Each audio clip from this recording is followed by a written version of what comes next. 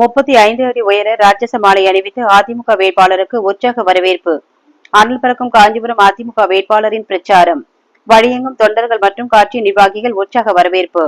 முன்னாள் அமைச்சர் வளர்மதி மற்றும் மாவட்ட கழக செயலாளர் சிட்லப்பாக்கம் ராஜேந்திரன் ஆகியோர் பங்கேற்பு.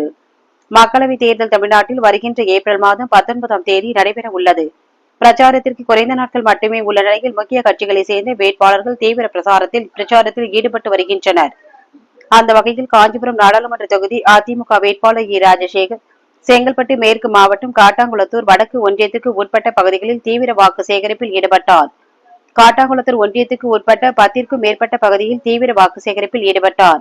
மன்னிவாக்கம் கூட்ரோடு வண்டலூர் படப்பை சாலை ஓட்டேரி விரிவு பகுதி ஊனமாஞ்சேரி கொலப்பாக்கம் நெடுங்குன்றம் உள்ளிட்ட 10க்கும் மேற்பட்ட பகுதிகளில் காலை முதலே தீவிர பிரச்சாரத்தில் ஈடுபட்டார்.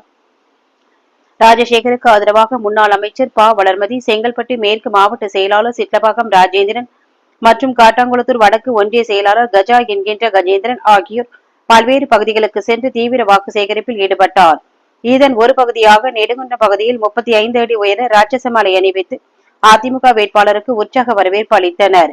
வாக்கு சேகரிக்க வந்த அதிமுக வேட்பாளர் ராஜசேகருக்கு பொன்னாடை அணிவிக்கப்பட்டு பன்னீர் ரோஜா மாலைகள் அணிவிக்கப்பட்டு மேலதாளம் வழங்க உற்சாக வரவேற்பு அளிக்கப்பட்டது. 100க்கும் மேற்பட்ட இருசக்கர வாகனங்களில் திரண்ட அதிமுக தொண்டர்கள் அதிமுக கொடி மற்றும் அதன் கூட்டணி கட்சி கொடிகளை கையில் ஏந்தி தீவிர வாக்கு சேகரிப்பில் ஈடுபட்டனர்.